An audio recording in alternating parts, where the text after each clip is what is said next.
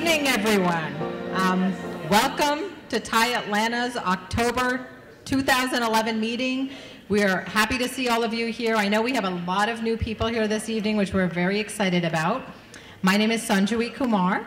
I am a charter member, and I'm on the executive committee of TiE Atlanta, and I have been in charge of programming this year.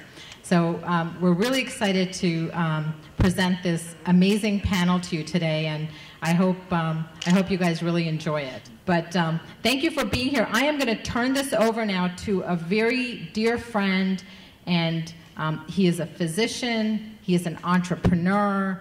I mean, he's really a Renaissance man, and he's founded a number of companies. He's an orthopedic surgeon. Our good friend and a charter member of TiE Atlanta, Raj Pandya. Please help me.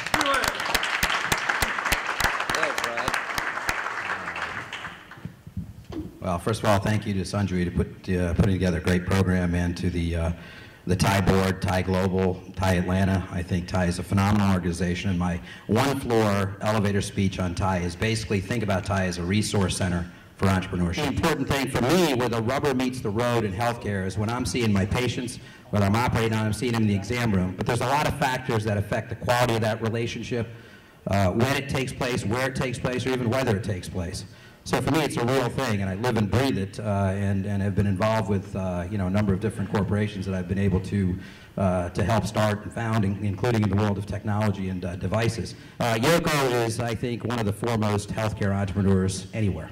And he's taken, as the CEO and founder, 7 different companies, either public or into a merger with a public company, including a small one called WebMD, which he was an integral part of. Most importantly, he's now the CEO of Evolution Orthopedics, which is one of the companies I founded with him, and hopefully we'll have the same result there as well.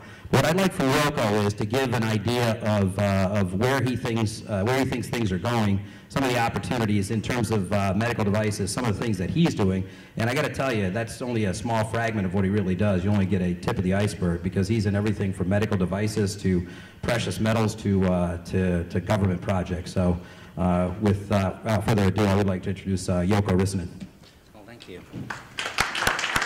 First of all, I guess I would say it's a little bit of an oxymoron to think that Raj is a laid-back individual. I don't know how many of you know Raj, but he's like a whirlwind. He's just moving right along. So, my name is Yoko Rissanen, and I was born in Helsinki, Finland, so I talk kind of funny. So what I'd like to talk to you a little bit about the idea of a simple person from, I guess what you'd say, a simple, complex person like me, who is undereducated, who has the drive to come and look at opportunities and then be successful at it. And basically for me, I was a salesman. And as a result of being a salesman, I just felt like if I did things that were good for the patient, it would then be good for the doctor. And if it's good for the doctor, it's good for the hospital. And if it's good for the hospital, it's good for the company. And eventually, once I focused everything away from the money and just went to work, everything changed for me at the age of 30. Until then, I was willing to go over anything and everyone to be a millionaire, because I had never had money. And when it came... Healthcare is really driven, Bob and I like to joke, by Moron's Law. We're going to charge you 15 to 18% more every year and give you absolutely nothing for it.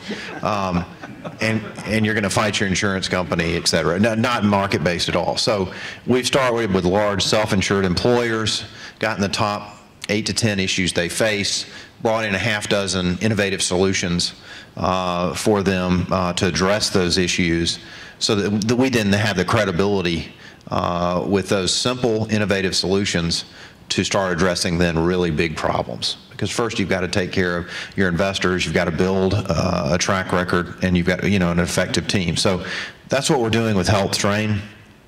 With Henry, I created Henry when I still lived in California to try to make Georgia a national and global leader in health innovation. And we are basically a venture organization for nonprofits. And instead of investing money, we invest time.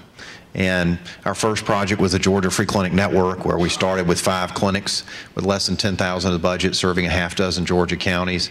Last year was 105 clinics serving 130 Georgia counties, which provided free medical care to 250,000 Georgians and saved the state $400 million, which is volunteers across Georgia. It didn't have anything to do with us. It was just bringing people together in Georgia between 2014 and 2020. So there's plenty of opportunities to make money as an entrepreneur. The things I've chosen to focus on is how do we turn knowledge into practice to transform lives. And that's what we're doing with the military, because we want to do things that are not just fun, not just profitable, but that are meaningful, that are transformational, and that hopefully give people a better sense of hope and a future. Eleanor Roosevelt said, "The future belongs to those who believe in the beauty of their dreams." And you all know that as entrepreneurs, and that's what we're engaged in at Warm Springs and Callaway. And we're partnering with not just Scott Rigsby. We've hosted 3 events with Wounded Warriors with him. Eric Greitens, who is our keynote speaker at our 9/1 event, White House Fellow, Rhodes Scholar, Navy SEAL. And I know what Lee's on a personal level as well as I think on a professional level. And I want him to really share with you some of the character traits it takes to be a successful entrepreneur. He's the chairman founder of Seaport, and recently that was flipped out to a Fortune 500 company. So kudos to you on a successful run there. But I think even if that didn't happen, you're successful in my book. So Lee, why don't you tell us a little bit about what it takes to get there? From an idea 3 years ago, July of 2008, perfect time to found a business, wouldn't you think? So within the last 1 to 3 years, we probably have 50% of the audience that's putting their toe in the water, and that means every single bit of your life, your energy, your resources, everything to something that you're committed to. 4 years ago, myself and 3 other guys, Michael Edmeades, Larry Sanders, and Pete Muller, pulled together, went up to Nakuchi, sat down in a little farmhouse, and committed ourselves to a much larger calling. Had nothing to do with the public offering.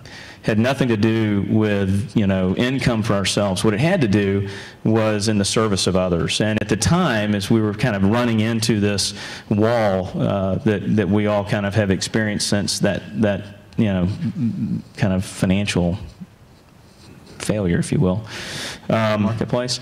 You know, big companies like Cisco, like Polycom, LifeSize, now, you know, you can, you know, say, you know, so many others that are saying they're unifying communications and unifying collaboration. And let's be honest with each other, you know, at the time, you know, you know, Apple would never unify to Adobe. HP would never unify to 3M, arch rivals. Cisco. Of how innovative, how energetic, how resilient, you know, the entrepreneurs are. And you're seeing 3 up there that are, you know, have got, you know, the passion at all. I think I can put myself into that category of a horse too at various times. Sometimes my horse has not made it across the creek. So part of being an entrepreneur is being able to get back up off the ground and back in the game. So I know all 3 of those guys are horses to bet on. Raj is also an entrepreneur, and I intend to bet with him too when I get that chance. That are top decile performers at the late stage, because 92 cents of every venture dollar invested in Georgia comes from out of state. So number 1, we've got to change our pension laws. Number 2, we need to eliminate the income tax, because why as a serial entrepreneur am I going to stay in Georgia when Florida, Tennessee, and Texas have no income tax? So if I have a $500 million exit, I'm going to go, that's a very nice beach house in Florida. HCA alone has spun out 220 companies. So what would Georgia look like without Robert Woodruff? Said it's not the most intelligent that survives, but he who adapts the best. And everyone should read Origin of the Species. It's phenomenal. And this is, you know, I think you should take it to heart. I'll just leave you with one, you know, final comment, and that is really examine your motivations and follow your heart. And when you do, you can't go wrong. And Raj, look forward to seeing you next month. Raj, thank you very much. Thanks to this great panel.